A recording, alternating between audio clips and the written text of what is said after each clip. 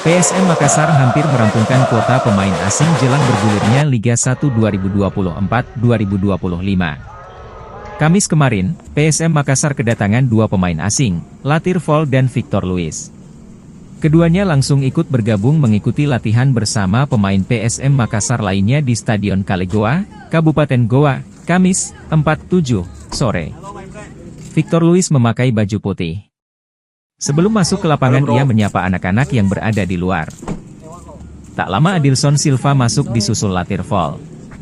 Latir Fall memakai baju kaos coklat. Latir Fall berposisi gelandang.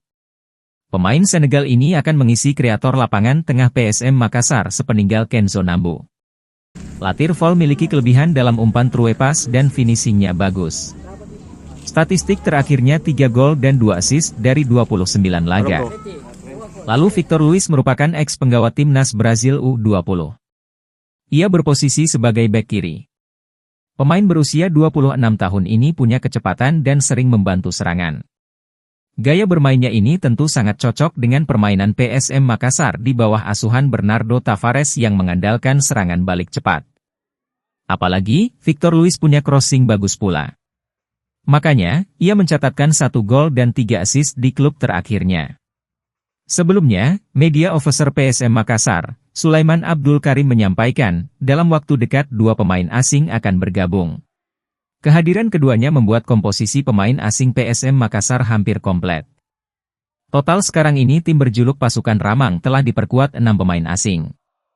Dua pemain asing musim lalu dipertahankan, yakni Yuran Fernandes dan Adilson Silva.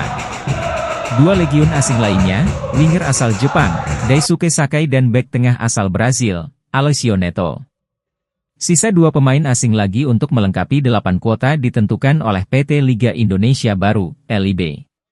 Dua nama santer dirumorkan berlabuh ke Kota Angin Mamiri adalah striker asal Slovenia, Nermin Haljeta dan striker berkewarganegaraan Sudan Selatan, Tito Okello.